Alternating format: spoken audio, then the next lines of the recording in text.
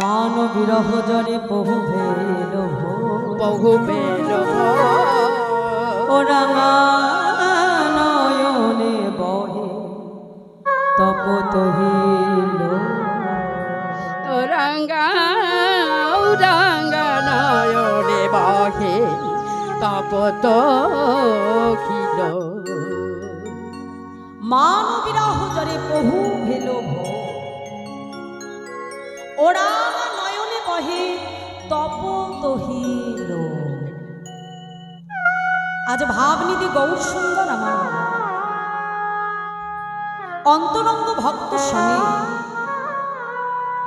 নীলাচলের অর্থাৎ শ্রীক্ষেত্র পুরী ধামে গম্ভীরার মধ্যে বসে 3.5 জন অন্তরঙ্গ ভক্ত শোনে প্রভু আমার সেই বৃন্দাবনের ব্রজভাবে বিবর হয়ে রাধা ভাবে বিবর হয়ে ভাবনিধি গৌর সুন্দরের সেই বৃন্দাবনের মান লীলার কথা স্মরণ। আমার মহাপ্রভুর দুটো ভাব বাবা, কখনো রাধা ভাব আবার কখনো কৃষ্ণ ভাব। যখন আমার মহাপ্রভু রাধা ভাবে বিবর হয় তখন তিনি হা কৃষ্ণ কৃষ্ণ বলে কাঁদে, আর যখন কৃষ্ণ ভাবে বিবর হয় মা হা রাধে রাধে। শাস্ত্রে বলছে যদি গৌর না হইতো কেমনে হইতো, কেমনে ধরিতাম যে শ্রী রাধার মহিমা প্রেম রস সীমা জগতে জানাতে। আজ আমার গৌর হরি না থাকলে বাবা এই রাধা গোবিন্দের যে মধুর মধুর লীলা রস আমরা আস্বাদন করতে পারছি, জানবে আমার মহাপ্রভু না থাকলে সেটা কখনোই সম্ভব হতো না। এই যে আজ আমরা বৃন্দাবনে যে বৃন্দাবন দর্শন করছি, এটা রাধাকুণ্ড, এটা শ্যামকুণ্ড, এটা আমাদের জানালেন কে না আমার চৈতন্য মহাপ্রভু। কেন ভগবান যিনি লীলা করেছিলেন দাপর যুগে, তাহলে আমরা কলির জীব সেটা জানছি কেমন করে না মহাপ্রভু সেই রাধাভাবে বিভোর হয়ে তিনি আমাদেরকে জানিয়েছেন বলে, ব্রজভাবে বিভোর হয়ে তিনি জানিয়েছেন বলে আমরা কলির জীব জানতে পারছি। তা এই যে আমার চৈতন্য মহাপ্রভু, শাস্ত্রে বলছে যে রাধা কৃষ্ণ একাত্মা দুই দেহ ধরি অনন্য বিলাস রস আস্বাদন করি, এবে দুহি দেহ আমার চৈতন্য গোসাই রাধার ভাব রস আস্বাদিতে দুহু হলে এক ওঠা। দেখো আমরা যেটা আস্বাদন করছি এটা হলো গৌর চন্দ্রিকা। লীলার মধ্যে দুটি বস্তু হয় বাবা, এক হলো গৌর চন্দ্র আর এক হলো গৌর চন্দ্রিকা। চন্দ্রিকা কখন হয়? যখন রাধাভাবে বিভোর হয় তখন সেটাই গৌর চন্দ্রিকা। আর মহাপ্রভু যখন কৃষ্ণভাবে বিভোর হয়ে লীলা প্রকাশ করে তখন সেটা হয় বাবা গৌরচন্দ্র। তাহলে আজ এটা আমরা কি আস্বাদন করছি? মহাপ্রভু কোন ভাবে বিভোর হয়েছে? রাধা ভাব। তাহলে এটা কি হলো মা? গৌর চন্দ্রিকা। কাজে শাস্ত্রে বলছে যে রাধা কৃষ্ণ একাত্মা দুই দেহ ধরি অনন্য বিলাস রস আস্বাদন করি, এবে দুই দেহই আমার চৈতন্য গোসাই রাধার ভাব রস আস্বাদিতে দুহু হলে না। তাহলে এই যে রাধা গোবিন্দ মিলিত তনু গৌর হয়ে যে এলেন বাবা, কেন এলেন? ভগবান তিনি বৃন্দাবন ছেড়ে কেন নবদ্বীপে এসেছিলেন? এর পেছনে কারণ আছে বাবা। দেখো বৃন্দাবন যেটা ঐশ্বর্য সমতুল্য, যেখানে আমার গোবিন্দ ছিলেন রাজা, কিন্তু এই কলিযুগে আমার চৈতন্য মহাপ্রভু কোনো রাজা হয়ে আসেনি বাবা। তিনি জীবের হাতে ধরে পায়ে ধরে জীবকে তিনি হরি নাম দিয়েছেন। তার মতো দয়াল কোনো যুগে হয় নাই আর হবে। তাহলে ভগবান যে গৌর রূপ নিয়ে তিনি অবতীর্ণ হলেন তার কারণটা কি বাবা? না এই যে বৃন্দাবনে প্রেমময়ী রাধারানীকে নিয়ে গোবিন্দ আমার একদিন একই শয্যায় শয়নে আছে, মন দিয়ে শুনবে মাই। তা হঠাৎ করে আমার প্রাণ গোবিন্দ মনে মনে চিন্তা করলো আগত তো কলিযুগ, তাই গো এই কলিযুগে আমি তো শ্রীকৃষ্ণ চৈতন্য মহাপ্রভু হব। তো আমার সেই শ্রীকৃষ্ণ চৈতন্য মহাপ্রভুর রূপ একবার কি আমার রাধারানীকে দর্শন করাবো না? তা রাধারানী ঘুমিয়ে আছে, গোবিন্দ কি করলো বাবা? স্বপ্নের মধ্যে সেই শ্রীকৃষ্ণ চৈতন্য মহাপ্রভুর রূপটি প্রেমময়ী রাধা ঠাকুরানীকে দর্শন করল। আর যেই না দর্শন করালো, সঙ্গে সঙ্গে আমার রাধারানীর ঘুম ভেঙে গেল। আর যেই না ঘুম ভেঙে গেল, চিৎকার করে উঠল, প্রাণনাথ, প্রাণনাথ, এ আজ তুমি আমায় কাকে দর্শন করালে প্রভু? দয়াময়, যে রাধারানী কিনা তোমায় ছাড়া কিছু বোঝে না, যে রাধারানী কিনা তোমায় ছাড়া কিছু চেনে না, দয়াময়, বলো বলো, আজ আমি স্বপ্নের মধ্যে কোন পুরুষকে দর্শন করলাম, যাকে দেখে আমার বলতে যা কিছু ছিল, এই নারীর নারীত্ব বলতে যা কিছু ছিল, সর্বস্ব যে আমি তার চরণে নিবেদন করে দিলাম। গোবিন্দ বলছে, রাধে, তুমি যে পুরুষটিকে দর্শন করেছো তাকে দেখতে নিশ্চয়ই আমার থেকে সুন্দর। না না বধূ, তোমার থেকে সুন্দর সে নয়, ঠিক যেন তোমার মতোই দেখতে। কিন্তু জানো বধূ, তোমার সঙ্গে তার পার্থক্যটা কোথায়? বধূ, তোমার অঙ্গে রাজবেশ, আর তার অঙ্গে একটা ছিন্ন ময়ূর বসে। তোমার মাথায় চাচড়ে চিকড়কে, আর তার মস্তকটি যে মুন্ডন করা। তোমার হাতে মোহন মুরলী, আর তার হাতে দণ্ডক মণ্ডল। বলো বলো বধূ, আমি কোন পুরুষকে দর্শন করেছি? বধূ, এই জগতে কোন রমণীর যদি দুই স্বামী পদে মতি থাকে, তাকে সবাই জগতে কলঙ্কিনী বলে, দ্বিচারিণী বলে। বধূ, তবে আজ কি তোমায় ভালোবেসে আমি অবশেষে কলঙ্কিনী হলাম? শোনো বধূ, আজ তোমায় ভালোবেসে যদি আমাকে কলঙ্কিনী হতে হয়, আমি বৃন্দাবনের ব্রজবাসীর দাঁড়িয়ে দাঁড়িয়ে গিয়ে বলবো, গো তোমরা কেউ আমার পরাণ বধূকে ভালোবাসো কেন জানো? এ জগতে যে জন আমার পরাণ বধূকে ভালোবাসে, তাকে যে কাঙালিনী হতে হয়। এ জগতে যে জন আমার বধূকে ভালোবাসে, তাকে যে কলঙ্কিনী হতে হয়। ওগো, তোমরা কেউ আমার বধূকে ভালোবেসো না। গোবিন্দ বলছে, রাধে তুমি শান্ত হও। আসলে কি জানো রাধে, তুমি স্বপ্নের মধ্যে যে পুরুষটিকে দর্শন করেছো, সেই পুরুষটি আর অন্য কেউ নয়, সেই পুরুষটি হলাম আমি। বোধ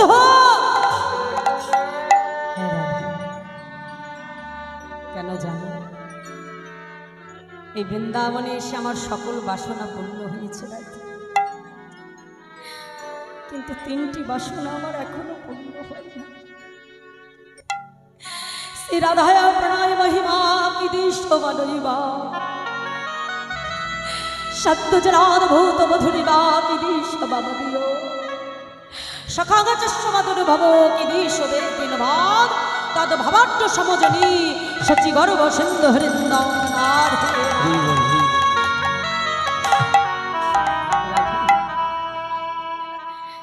এই যে তুমি আমাকে ভালোবাসো, আমায় ভালোবেসে তুমি কি সুখ পাও? কেন রাধে, আমায় ভালোবেসে তুমি কৃষ্ণ কৃষ্ণ বলে কাঁদো? আমি যে ভগবান হয়ে সেটা বুঝতে পারলাম না রাধে। বাবা, একজন পিতামাতা তার সন্তানকে কতটা ভালোবাসে। একটা সন্তান যখন বাইরে যায়, দেখবে সন্তান ফিরে না আসা পর্যন্ত পিতামাতার মনে দুশ্চিন্তা চলতে থাকে, কখন আমার সন্তান ঘরে আসবে। তাহলে এই যে সন্তানের প্রতি পিতামাতার যে স্নেহ, যে ভালোবাসা, যে ব্যাকুলতা, এটা কিন্তু সন্তানকে কখনো বোঝানো যাবে না। সন্তান বুঝবে কখন বাবা? যখন ওই সন্তান বড় হয়ে তার সন্তানের পিতা মাতা হবে, তখনই কিন্তু সে বুঝতে পারবে যে জগতে একজন পিতামাতা সন্তানের প্রতি কেন এত ব্যাকুলতা। তাহলে এই জগতে ভক্ত ভগবানকে ভালোবেসে কি সুখ পায়, এটা যদি তাকে বুঝতে হয়, মহাজন বলল, হে গোবিন্দ, আজ তোমার ভগবত্তা জ্ঞানকে শূন্য করে ভগবান না হয়ে আজ তোমাকে যে ভক্ত হতে হবে। যদি কখনো ভক্ত হয়ে, যদি কখনো ধুলায় গড়াগড়ি দিয়ে হা কৃষ্ণ কৃষ্ণ বলে যদি দুফোঁটা নয়ন জল বরিশন করতে পারো, তবেই তুমি বুঝবে বধূ, এ জগতে ভক্ত তোমায় ভালোবেসে কি সুখ পায়। আমার রাধারানী মাগো তার পরাণ বধূকে এতই ভালোবাসত। বাদিনীর ঘরে থাকতো তো জটিলা কুটিলার ভবন, যেখানে কৃষ্ণ নাম জিহ্বায় উচ্চারণ করতে পারত না। কি করতো জানো? রন্ধনশালায় বসে উনানের মধ্যে ভেজা কাষ্ঠ দিয়ে, ওই ভেজা কাঠ উনুনে দিলে যখন ধোয়া বহির্গত হয়, মানে ধোয়া বাহির হয়, এখন চোখে মুখে ধোয়া লাগলে কি হয় মা? চোখ দিয়ে জল বাহির হয়ে যায় না? আমার রাধারানী ওই উনুন থেকে যখন ধোয়া বহির্গত হতো, ওই ধোয়ার ছলে বসে বসে বাদিনীগণকে আড়াল হা কৃষ্ণ কৃষ্ণ বলে কাঁদে। যখন গাগরে নিয়ে যমুনায় জল আনতে যায়, সবাই আমার রাধারানীর দিকে অঙ্গুলি হেলন করে বলে, চেয়ে দেয়, ওই যায় কৃষ্ণ কলঙ্কিনী। আমার রাধারানী দাঁড়িয়ে দাঁড়িয়ে বলে, ওরে তোরা আমাকে বেশি করে কৃষ্ণ কলঙ্কিনী বল, যে পরাণ মধুর মধুর নামটি আমি গৃহে উচ্চারণ করতে পারি না, স্মরণ করতে পারি না, তোরা বেশি করে আমায় কৃষ্ণ কলঙ্কিনী বল। আমি দাঁড়ায়ে দাঁড়ায়ে আমার বধুর মধুর নামটি শ্রবণ করি, তাই গৌর হরি হরিবল হরিবল। সঙ্গে সঙ্গে আমার রাধারানী বধূকে ডেকে বলল, বধূ, তাহলে আজ যখন তুমি নবদ্বীপে যাবে ঠিক করেছো বধূ, তাহলে আমাকে কথা দাও, তোমার ওই কোমল দেহটা নবদ্বীপের পথে ধুলায় গড়াগড়ি যাবে, আমি তো সেটা সইতে পারবো না বধূ, তাই আমাকে তুমি কথা দাও, তুমি যখন নবদ্বীপে যাবে বধূ, আমায় কথায় রাখবে জানো। দেখো মা, এমনি এমনি আমার রাধারানী তিনি ভক্ত চূড়ামণি হয়নি বাবা, এমনি এমনি তিনি ভক্ত সৃষ্ট হয়নি। ভগবানের প্রতি ভক্তের ভালোবাসাটা কেমন বাবা, আজ আমার রাধারানী দেখিয়ে দিয়েছে সেবা কাকে বলে। আজ পরাণ বধুর মধুর চরণটি জড়াই ধরে নয়ন জলে বক্ষ ভাসিয়ে কেঁদে কেঁদে বলে, বধূ কথা দাও, তুমি যখন নবদ্বীপে যাবে বধূ, আমাকে কোথায় রাখবে জানো বধূ? শোনো শোনো, আমায় উপরে রাখিও,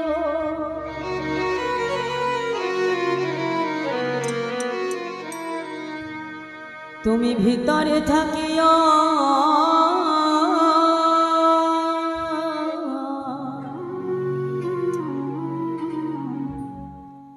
নদিয়াই যাইবে তো বধূ নিতাই গৌর হরি হরি রাখিও,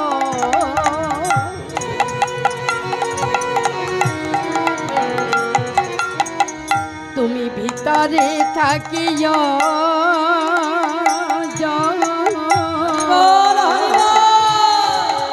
নদিয়াই যাইবে তুমি আমার নাম লইয়া,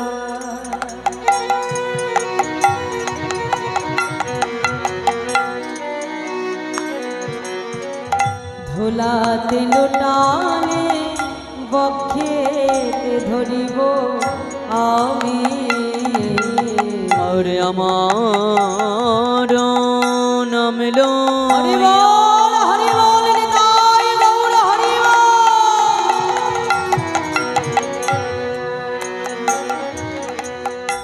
ধুলাতে লুটালে বক্ষেতে ধরিব আমি আমার নাম লইয়া।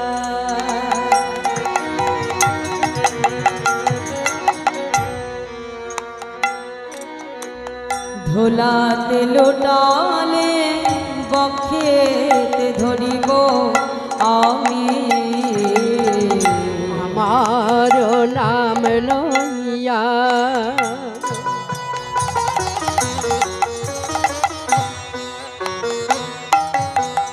ধুলাতে লুটালে বকে ধরিব আমি তোমার অঙ্গে ধুলা লাগবে না গো বধূ তোমার অঙ্গে ধুলা লাগবে না গো তোমার অঙ্গে ধুলা লাগবে না গো বধূ তোমার অঙ্গে ধুলা লাগবে না গো আমি বক্ষ মাঝে ধরে রাখিব অঙ্গে ধুলা লাগবে না গো আমি বক্ষ মাঝে ধরে রাখিব অঙ্গে ধুলা লাগবে না গো আমি বক্ষ মাঝে ধরে রাখিব তোমার অঙ্গে ধুলা লাগবে না গো আমি বক্ষ মাঝে ধরে রাখিব তোমার অঙ্গে ধুলা লাগবে না গো আমি বক্ষ মাঝে ধরে রাখিব বলিও হে আমার পরাণ বধূ অঙ্গে ধুলা লাগবে না গো ও হে আমার পরাণ আমি বধূ বক্ষ হরি হরি আমার প্রাণবধূ আমি বক্ষ মাঝে ধরে রাখিব তোমার অঙ্গে ধুলা লাগবে না গো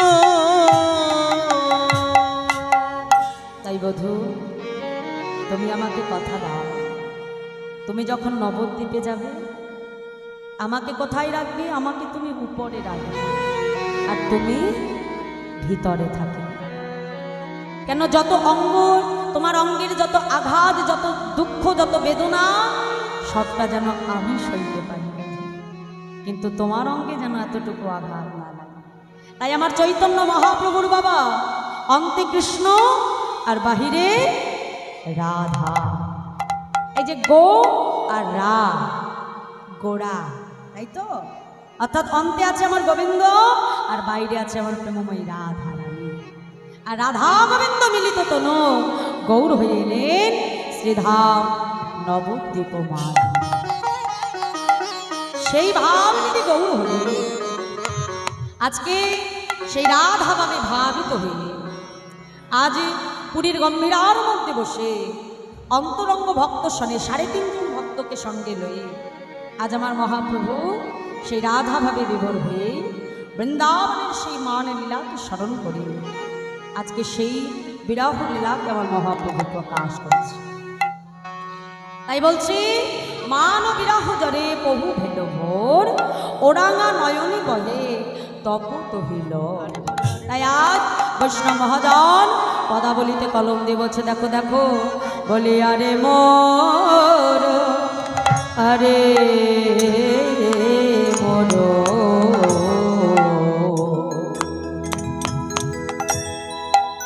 গৌরঙ্গ চা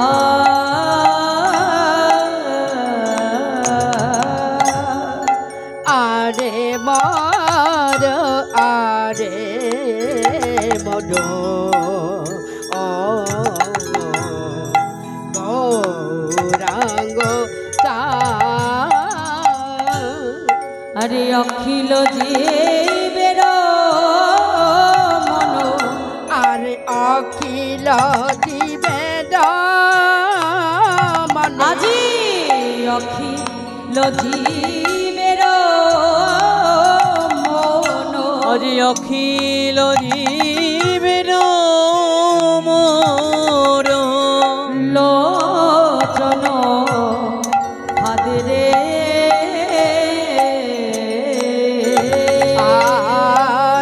অখিল জীবের মন লোচন তারে আজি অখিল জীবের মন লোচন হাদরে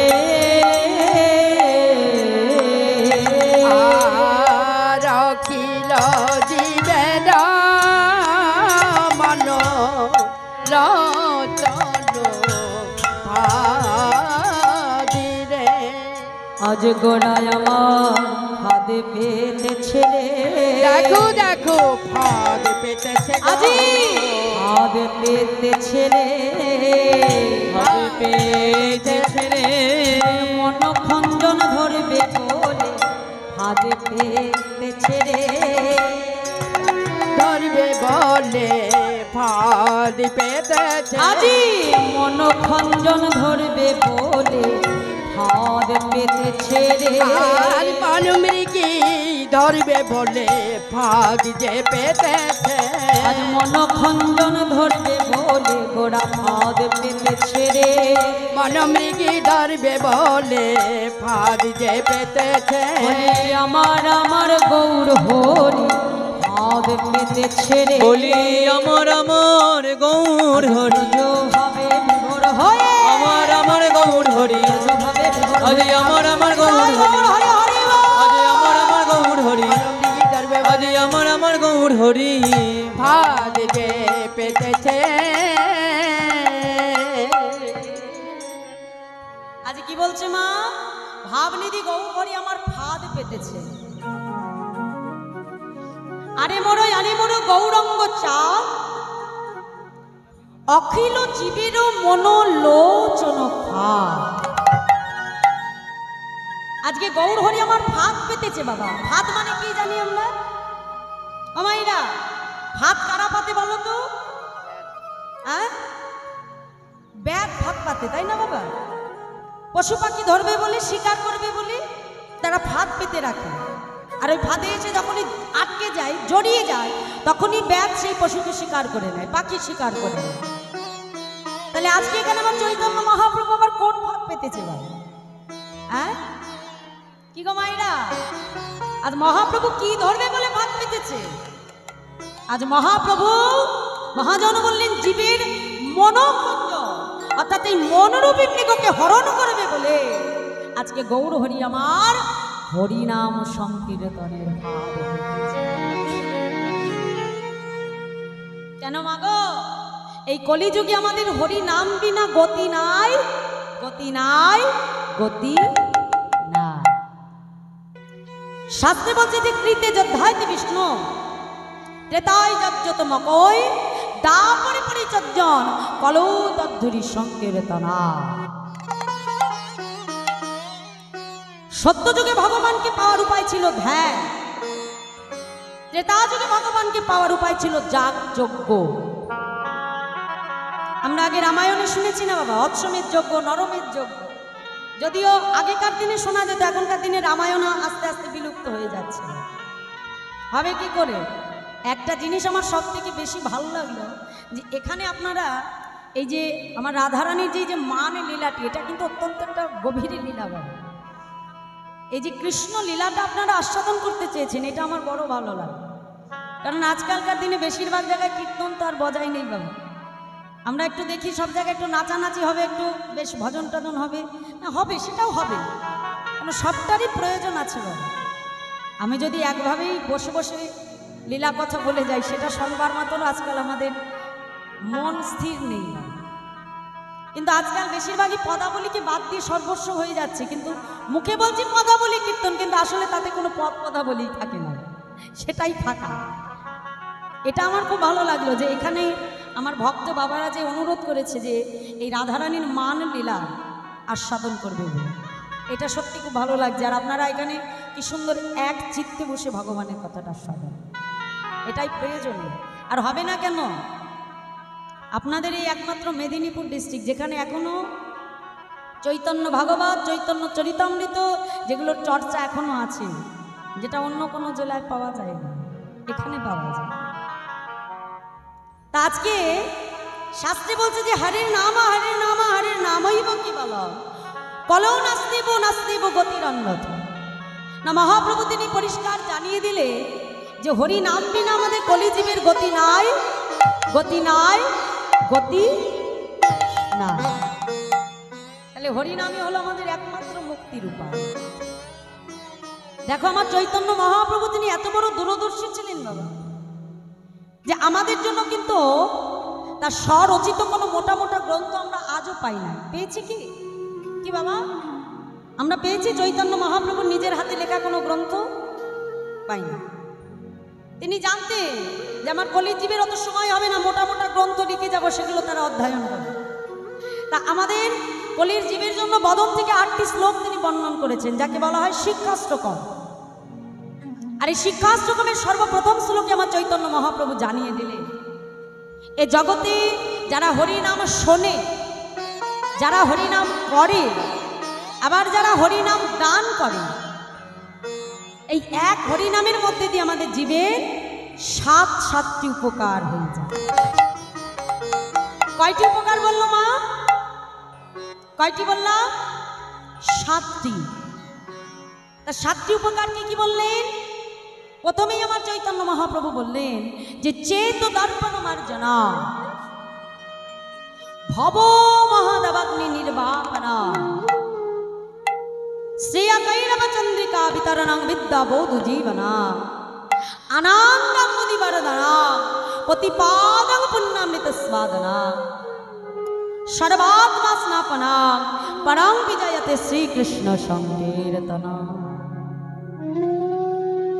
তাহলে কি বললো? চেত দর্পণ মার্জনা। সংস্কৃতে বলেছে, আমি বাংলায় বলে দিচ্ছি। চেত মানে কি? চিত্ত মানে মন, আর দর্পণ মানে কি? এই যে মাইরা রাধে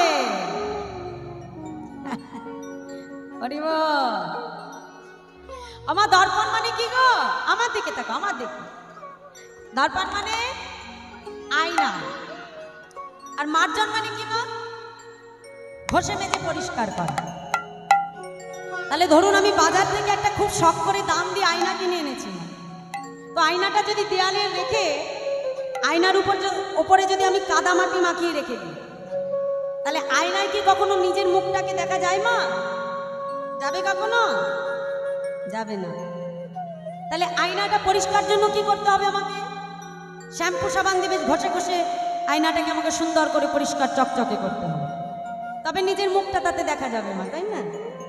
তো মহাপ্রভু বললেন আমাদের প্রত্যেকটা জীবের মধ্যে একটা ভক্তিরূপী যে দর্পণটা রয়েছে, যে মনরূপী আয়নাটা রয়েছে, চেত দর্পণ মার্জনা, অর্থাৎ এই মনরূপী যে আয়নাটা রয়েছে বাবা, এই মনের আয়নাটা আমাদের জাগতিক জগতের কামনা বাসনা চাওয়া পাওয়ার ময়লা দ্বারা লিপ্ত হয়ে আছে।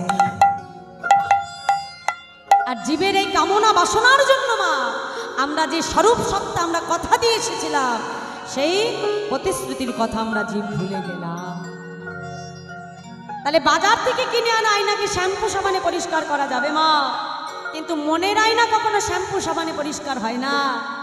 তাই এই মনের আয়নাকে ধৌত করবার জন্য কলিযুগে আমার মহাপ্রভু কি আনলেন? হরিনাম সংকীর্তন রূপী মা জননী তাই গৌর হরি বল। যত জীব আমরা হরি কথা শ্রবণ করব, যত আমরা ভাগবত কথা সাধন করব, যত কীর্তন শ্রবণ করব, তত কি হবে? আমাদের ধীরে ধীরে এই মনের মলিনতাগুলো, ময়লাগুলো ধীরে ধীরে পরিষ্কার হয়ে যাবে। নিজেরাই দেখবে মা, প্রত্যেক দিন যখন তুমি ভাগবত কথা শুনবে মা, যতদিন তুমি ভাগবত কথা শুনবে, দেখবে ওই একটু একটু শুনতে শুনতে দেখবে অটোমেটিক্যালি, অর্থাৎ এমনি এমনি দেখবে তোমার মনের একটা পরিবর্তন সম্ভব। এটা একমাত্র কিন্তু হরি কথার দ্বারাই সম্ভব বাবা জগতে, আর কোনো কিছুর দ্বারা হয় না। আমার চৈতন্য মহাপ্রভু বললেন যে সর্বপ্রথম এই মনরূপী আয়নাটাকে পরিষ্কার করা যায় এই হরিনামের দ্বারা। তাই বললেন চেত দর্পণ মার্জন।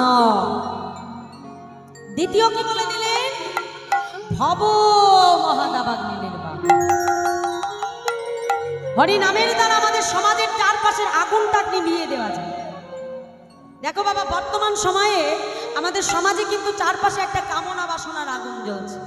প্রত্যেকটা মানুষের মধ্যে তীব্র চাওয়া পাওয়া হিংসা লালসায় ভরা হবে, যার জন্য দেখা যায় যে সম্পত্তি বিষয় আশায় নিয়ে ভাই ভাইয়ের মধ্যে বিভেদ হয়ে যাচ্ছে। হ্যাঁ, আবার পিতামাতাকে খুনও করে দেয় সন্তান টাকা পয়সা লোভে। এমনও কিন্তু আজকাল আমরা টিভি নিউজ পেপারে মানে প্রতিদিন দেখতে পাচ্ছি বললেই চলে। তাহলে মায়েরা একটা জিনিস আমাদেরকে বুঝে নিতে হবে, এই যে জাগতিক জগতের যে বিষয়রূপী বিষয়ের জন্য আমরা যে তার পেছনে ছুটছি মা, জানতে হবে এই জাগতিক জগতের বিষয় কিন্তু আমার আসল সম্পদ নয়।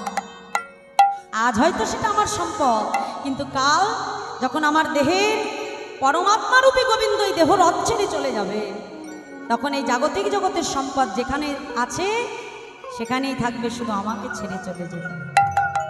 কি বাবা, একটা কথা শুনলে কত সুন্দর গানের ভাষায় বলে দিয়েছে না, ওই যে সুন্দর পৃথিবী ছেড়ে চলে যেতে হবে। এই পৃথিবী যেমন আছে তেমনই ঠিক হবে, আর এই সুন্দর পৃথিবী ছেড়ে যাবে তোমায় একদিন চলে যেতে হবে। নেতাই গৌর। আর যেদিন চলে যাব সেদিন একটি বস্তুই আমার সঙ্গী হবে বাবা, সেটা কি বলো? হরি হরিবল, জোরসে বলো হরিবল। তাহলে সেদিন সম্পদ আমার কি বাবা? মধুমাখা হরিনাম। তাহলে সেদিন আমাদের সঙ্গে কি যাবে গো বাবা? বলছে দেখো দেখো সেদিন নাম যাবে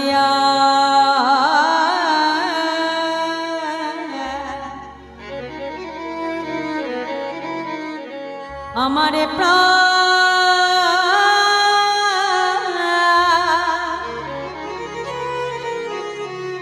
প্রাণে যাবে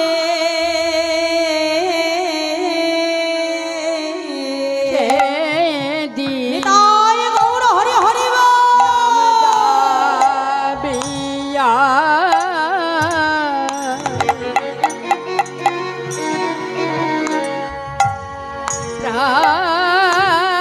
প্রাণী প্রাণী যাবি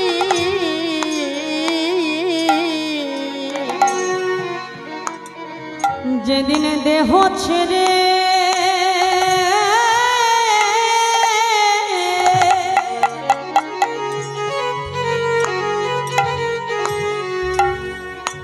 যেতে হবে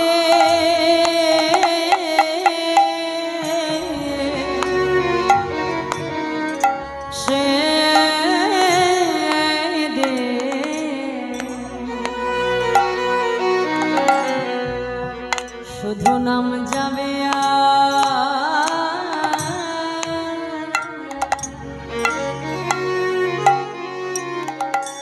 আমারে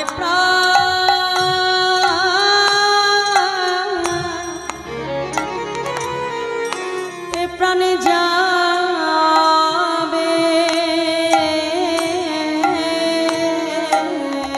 সেদিন দেখো দেহুতিডি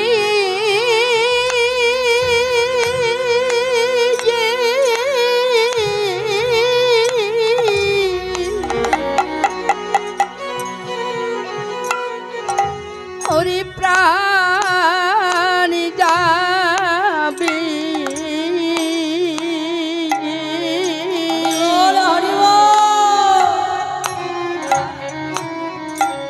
সেই দিন নাম যাবিয়া প্রাণী যাবি সেদিন আমার আপন বলতে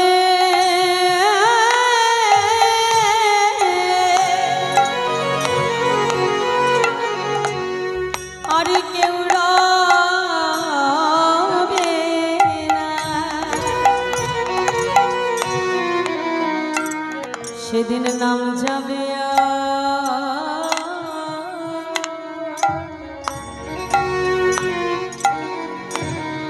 আমারে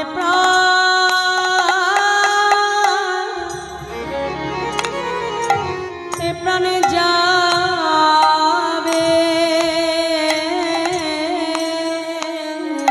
সেদিন আপন নিতাই গৌর হরি হরি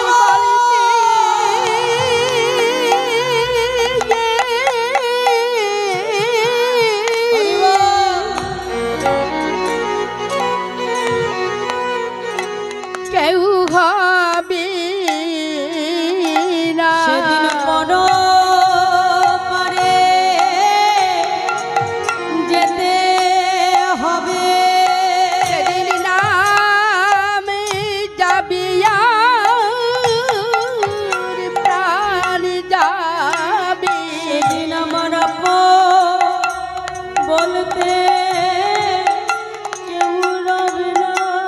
সেদিন নাম যাবে আর এ প্রাণে যাবে যেদিন দেহ ছেড়ে যেতে হবে সেদিন আপন বলতে তোমার কেউ হবে না। যেদিন নাম যাবে আর এ প্রাণ যাবে সেদিন তোমার সঙ্গের সাথী কেউ হবে না সেদিন নাম যাবে আর এ প্রাণ যাবে সেদিন সাথী হরি হরি হরি হরি কেউ হবে না। সেদিন নাম যাবে আর এ প্রাণ যাবে সেদিন নাম যাবে আর প্রাণ যাবে। সেদিন তোমার সঙ্গের সাথী কেউ হবে না সেদিন নাম যাবে আর প্রাণ যাবে। সঙ্গের সাথী কেউ হবে না নাম যাবে আর প্রাণ যাবে। তোমার সঙ্গের সাথী কেউ হবে না নাম যাবে আর প্রাণ যাবে।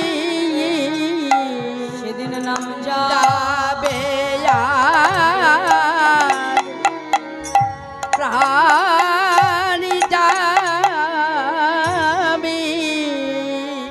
তাহলে যেদিন এই দেহ সংসার ছেড়ে আমায় চলে যেতে হবে জানবে সেদিন আমার আপন বলতে জগতে আর কেউ থাকবে না। এই জগতে যদি প্রকৃত বন্ধু বলে তোমার কেউ থাকে বাবা, সেটা হলো এই সংসার মাঝে একমাত্র আমার অনাদির আদি গোবিন্দ। যেদিন এসেছিলাম সেই দিনও জীবের হাতটা ছেড়ে দেয় নাই, আর যেদিন চলে যাব সেই দিনও সংসার ছেড়ে একজনই আমাদের জন্য দাঁড়িয়ে থাকবে বাবা। তাই আজ বলছে যে ভব মহা দাবাগ্নি নির্বাপনা শ্রেয়া কৈরবা চন্দ্রিকা। চন্দ্রিকা শব্দের অর্থ হলো চাঁদের আলো। একটা চাঁদের আলোয় যেমন শালুক ফুল প্রস্ফুটিত হয়, এই কলিযুগে গোড়ারূপী চাঁদের আলোয় আমাদের কলির জীবের ভক্তিরূপী শালুক ধীরে ধীরে কিন্তু বিকশিত হতে শুরু করেছে। তাই বলল শ্রেয় কৈরব চন্দ্রিকা বিতারানাম বিদ্যা পদ জীবন। আবার মহাপ্রভু এখানে হরিনামকে তিনি নারী জাতির সঙ্গে তুলনা করলেন। কেন না, জগতে যেমন একজন নারী নিজের স্বরূপ সত্তাকে প্রকাশ করে না, ঠিক এই জগতে সবাই কিন্তু বাবা হরিনাম গ্রহণ করতেও পারে না। তাই বললেন বিদ্যা বৌধ জীবনা আনন্দ মুদিবর্ধনা, অর্থাৎ হরিনামের প্রত্যেকটা পদে পদে রয়েছে পূর্ণ আনন্দ। আর বলছে সর্বাত্মা স্নাপনা, অর্থাৎ এই এক হরিনামের দ্বারা জগতে একমাত্র সর্ব আত্মার স্নান হয়ে যায়। যেমন তোমরা এখানে হরি কথা শুনছো বাবা, তোমাদের যেমন মঙ্গল। আবার এমনও ভক্ত আছে হয়তো ঘরে আছে, জরাব্যাধির কারণে হয়তো আসতে পারেনি বাবা, কিন্তু ঘরে থেকেও যদি মনটাকেই হরিবাসরে আনতে পারে, তাহলে সে ঘরে থেকেও মন এখানে আনলে, তুমি এখানে বসে হরিনাম শুনে তোমার যে উপকার, সে ঘরে থেকে এক মনে যদি হরিকথা শুনতে পারে, তাহলে এই এক হরিনামে কিন্তু তারও সমান উপকার হয়ে যায়। তাই বললে যে আনন্দম বুদ্ধিবর্ধনা প্রতিপাদং পুণ্যামৃত স্মরণা সর্বাত্মা স্নাপনা পরম বিজয়তে শ্রীকৃষ্ণ সংকীর্তন। অর্থাৎ সেই হরিনাম সংকীর্তনকে আশ্রয় করে এলেন আমার চৈতন্য মহাপ্রভু। নিজে হরি বলে কাঁদলেন, আমাদের মতো জীবকেও তিনি হরি বলে কাঁদান। নদীয়ার রাজপথে দাঁড়িয়ে দুটি বাহু প্রসার করে নদেবাসীকে ডেকে ডেকে বলেছে, নদেবাসী তোমরা সকলে একবার আমার সঙ্গে হরি বল বলো। হ্যাঁ, দুটি বাহু তুলে নদেবাসীকে ডেকে ডেকে বলছে, শোনো নদেবাসী, প্রেমানন্দে মেতে হরি বলো, হরিনামের বন্যা জন্য মহাপ্রভু আমাদের জন্য এই হরিনামের বন্যাকে নিয়ে আসলেন। জীবের হাতে ধরে পায়ে ধরে নাম দিলেন। কি বললে? আজকে নদীয়ার পথে দাঁড়িয়ে দুটি বাহু প্রসার করে নদেবাসীকে ডেকে ডেকে বলছে, নদেবাসী প্রেমানন্দে মেতে হরি বলো, হরি নামের বন্যা যে এলো, প্রেমানন্দে মেতে হরি বলো, হরি হরি বল। নামের বন্যা যে এলো, প্রেমানন্দে মেতে হরি বলো, হরি নামের বন্যা যে এলো। প্রেমানন্দে মেতে হরি বলো, হরি নামের বন্যা যে এলো।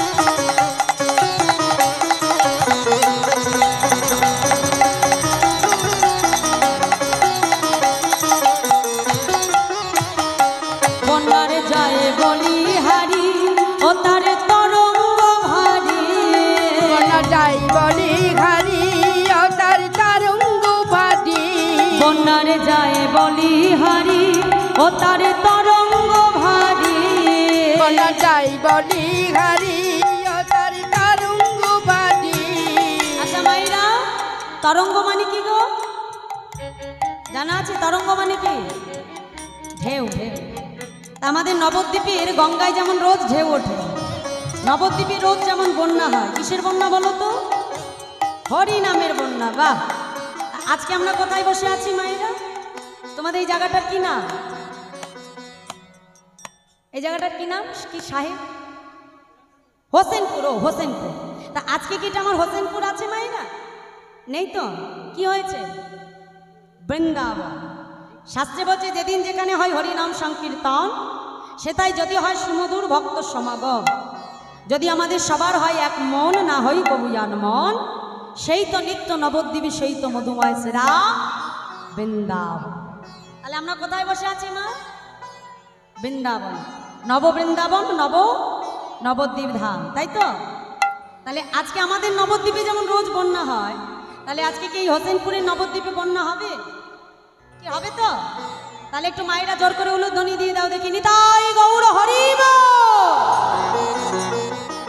বাহ বাহ বাহ হ্যাঁ তাহলে একটু করতালি দিয়ে দিই সবাই মিলে একটু যাবো নবদ্বীপে হ্যাঁ দেখি বাহু তুলে করতালি দিয়ে দিয়ে বলো দেখি বন্যারে যায় বলি হারি ও তার তরঙ্গ ভারী বন্যা যাই বলি ঘারি তার তরঙ্গ ভারী বন্যারে যায় বলি হারি ও তার তরঙ্গ ভারী বন্যা যাই বলি ঘারি ও তার তরঙ্গ ভারী প্রেম তরঙ্গে দিচ্ছে সাঁতার গোলক বিহারে আর প্রেমী তরঙ্গে দিচ্ছে সাঁতার গোলকে বিহারি আজ প্রেম তরঙ্গে দিচ্ছে সাঁতার গোলক বিহারে প্রেম তরঙ্গে দিচ্ছে সাঁতার গোলক বিহারি ও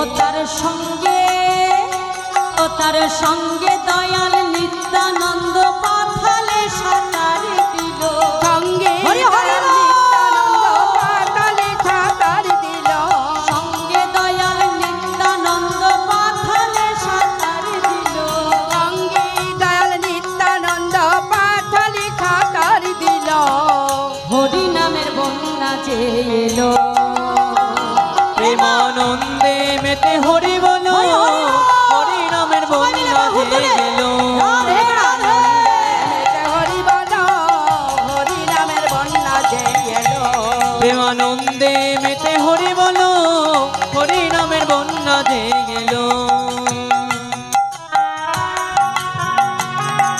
সবাই মিলে একটু হাত তুলে নেচে নেচে যাবো নবদ্বীপে করতালি দিয়ে দিয়ে হরি হরি বল।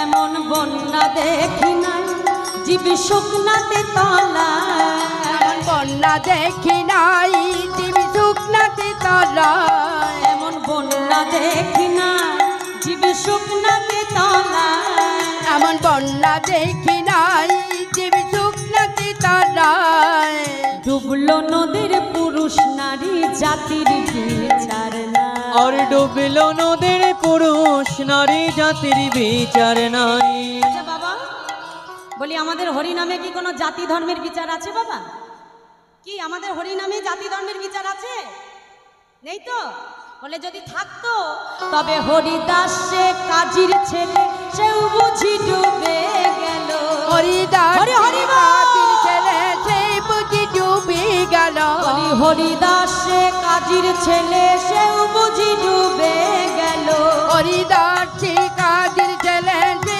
বুঝি ডুবে গেল। আচ্ছা কি বললো? হরিদাস সে কাজীর ছেলে। কাজীর ছেলে মানে তিনি কিন্তু আমার আপনার মতো হিন্দু ঘরে আসেনি, এসেছিল কোথায়? জবনকুলে। কি মা, তাই তো? আর এই জবনকুলে এসে হরিনামকে আশ্রয় করবার জন্য গড়াই কাতি কাজীর কাছে তাকে 22টা বাজারে বেত্রাঘাত সইতে হয়েছিল, শুধুমাত্র নামকে আশ্রয় করবার জন্য। তাহলে আমরা কি পারবো না আমাদের ঘরের ছেলেকে কাছে পেয়ে একবার তার জন্য দুটি বাহু তুলে হরি বল বলতে? কি বাবা, পারবো তো? তাহলে একটু সবাই মিলে বাহু তুলে দেখি, বলি হরিদাস সে কাজীর ছেলে সেও বুঝি ডুবে গেল। হরিদাসী কাজীর ছেলে সবাই মিলে বাহু তুলে ডুবে গেল। হরি বল বলে হরিদাস, হরি বল বলে হরিদাস।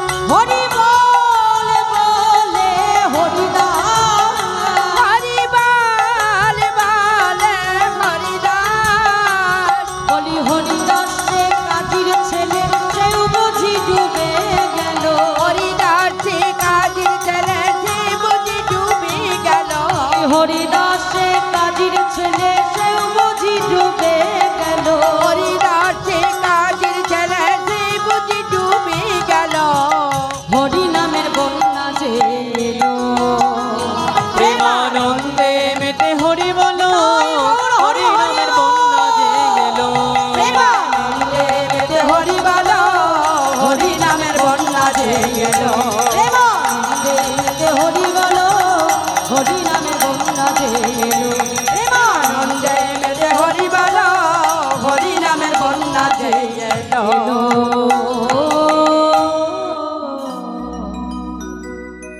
তাহলে সেই হরিনামকে আশ্রয় করে চৈতন্য মহাপ্রভু সঙ্গে দাদা নিত্যানন্দ প্রভুকে সঙ্গে লয়ে নদীয়ার পথে পথে দুটি বাহু প্রসার করে জীবের হাতে ধরে পায়ে ধরে প্রভু হরিনাম দিয়েছে।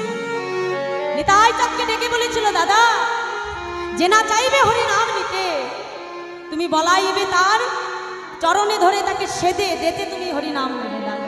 হ্যাঁ, হাতে ধরে পায়ে ধরে তুমি এই হরিনাম দেবে বাবা। তাহলে তার মতো দয়াল কোনো যুগে হয় নাই আর হবে না। তাই আজ ভাব নিবে গৌর হরি, সেই ব্রজ ভাবে তিনি বিভোর হলেন। হ্যাঁ, তাই বলছি আজ বৈষ্ণব মহাজন পদাবলিতে কলম দিলেন। কি বলছি? প্রেম জলে ডুবো ডুবো লোচন তারা, প্রেম জলে ডুবু ডুবু লোচন তারা। প্রেম জলে ডুবো ডুবো লোচন তারা, আজে প্রেম জলে ডুবো ডুবো লোচন দার। গোলাপ সন্তাপ ভাব আদিরস ভরা, লাভ সন্তাপ ভাব আদিরাতে ভরা। গোলাপ বকিছে লাভ বকিছে প্রভু, গোলাপ বকিছে লাভ বকিছে। রাধা ভাবে বিভোর হয়ে গোলাপ বকিছে। আজে রাধা ভাবে বিভোর হয়ে প্রণাম করেছে। অন্তরঙ্গ ভক্ত সনে গোলাপ বকিছে। আর অন্তরঙ্গ ভক্ত লয়ে প্রলাপ বকিছে।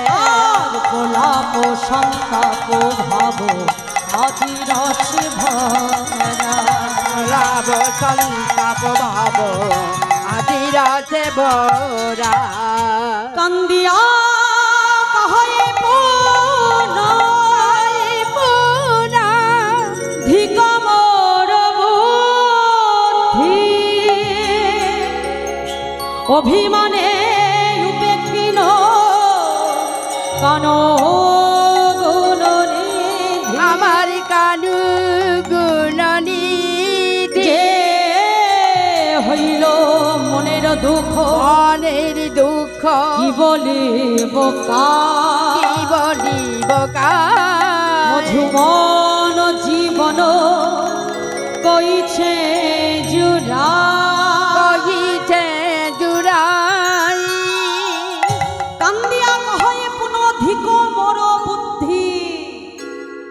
অভিমানী উপেক্ষিনু আমি কানু গুণনিধি।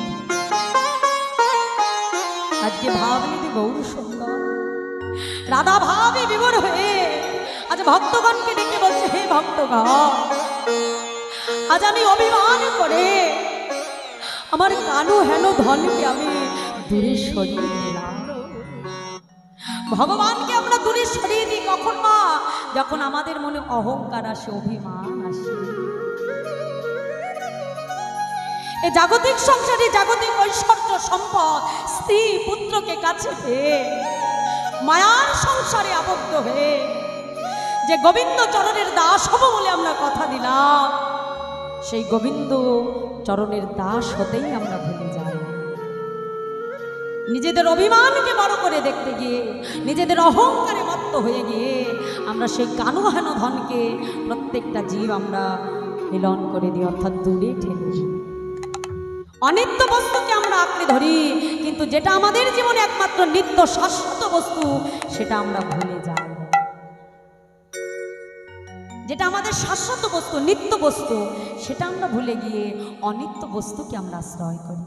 তাই বলছি, কান্দিয়া কহায়ে পুনধিক মোর বুদ্ধি, অভিমানী উপেক্ষিনু কানু গুণনিধি। যে হইল মনের দুঃখ কি বলিব কায়, মধুমন জীবন হইছে জুড়ায়। তাই বলছে, দেখো দেখো এই রূপে উদ্ধারিল যত নর নারী, এই রূপে উদ্ধারিল সব নর নারী। আরে এই রূপে উদ্ধারিল যত নর নারী, রাধা মোহনে কহে না হলো আমারে, হরি হরি বলে কাজে না হলো খামারে। রাধা মোহনে কহে না হলো আমারে, আরে রাধার মনে কহে না হলো আমারি। হলো না হলো না হলো না হলো না হলো না হলো না আমার হলো না হলো না, তাপি তাপি তোরে গেল আমার হলো না হলো না। পিতাপি তোরে গেল হলো না হলো না। এমন দয়াল গৌর অবতারে হলো না হলো না। এমন দয়াল গৌর অবতারে হলো না হলো না। আর দুর্লভ জনম পেরে হলো না হলো না। দুর্লভ জনম পেয়ে হলো না হলো না। আজ রাধা মোহনে কহে না হলো আমারে, আরে রাধা মোহনে কাজে না হলো খামারে। আজ রাধা মোহনে কহে না হলো আমারে। আরে রাধার মনে কহে না হলো আমারে। তাই রাধা মোহ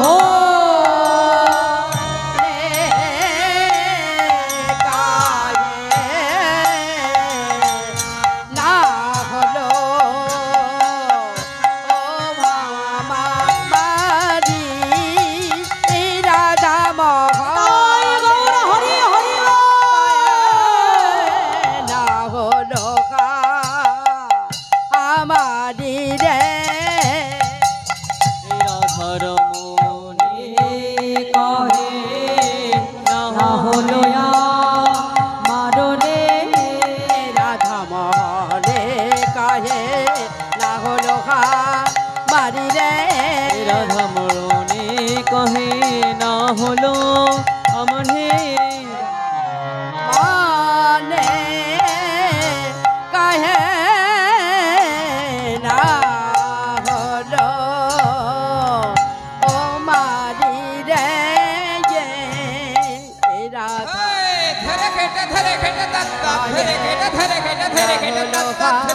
দাঁত ধরে কেটে দাঁত ধরে কেটে খেড়ে খেটে কেটে কেটে খেড়ে তাক করে গিনি ছা ছা খেড়ে খেটে কেটে কেটে খেড়ে তাক করে গিনি ছা ছা খেড়ে খেটে কেটে খেড়ে রাধা ধরে কেটে ধরে কেটে দাঁত দাঁত ধরে কেটে ধরে কেটে দাঁত ধরে কেটে দাঁত ধরে কেটে দাঁত ধরে কেটে খেড়ে কেটে খেড়ে তাক করে গিনি ছা ছা খেড়ে কেটে কেটে খেড়ে তাক করে গিনি ছা ছা খেড়ে কেটে এ রাধা ধাক্কে ধা কায়ে ধাক্কে ধা কদেখিনা ছা ছা কদেখিনা কদেখিনা কদেখিনা ছা কদেখিনা ছা আমারি ধাক্কে ধা ধাক্কে নাগলে নাগলে ধা কদেখিনা কদেখিনা কদেখিনা ছা ছা কদেখিনা কদেখিনা কদেখিনা ছা কদেখিনা ছা কদেখিনা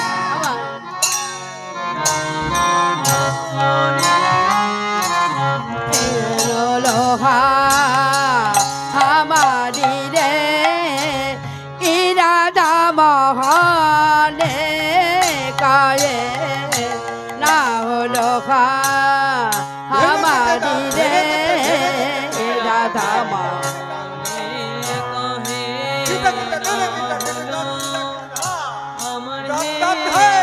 রাধা মরে কটি মারি রে রাধা মরে কয়ে মারি রে রাধা না হলো হা মারি রে রাধা মোহনে কহে না হলো মারো রে রাধা মোহনে কহে না হলো মারো রে রাধা মোহনে কহে না হলো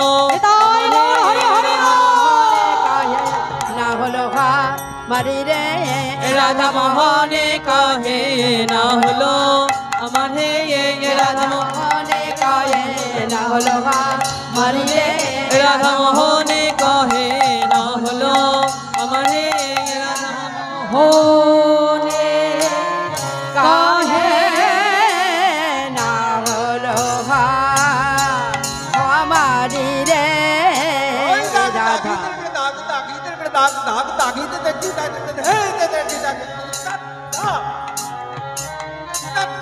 রাধা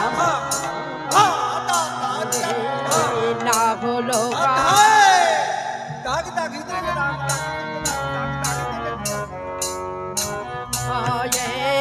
না হলো আমারি রে রাধা না হলো আমারি রে রাধা মোহনে কহে না হলো আমার হে রাধা না হলো মারি রে রাধা মোহনে কাজে না হলো মারি রে রাধা কাজে না হলো মারি রে রাধা মোহনে কহে না হলো আমার হে রাধা মোহনে কহে না হলো আমার হে রাধা মোহনে কাজে না হলো মারি রে রাধা মোহনে কহে না হলো আমার হে রাধা মোহনে কাজে না হলো মারি রে রাধা মোহনে কহে না হলো আমার হে রাধা মোহনে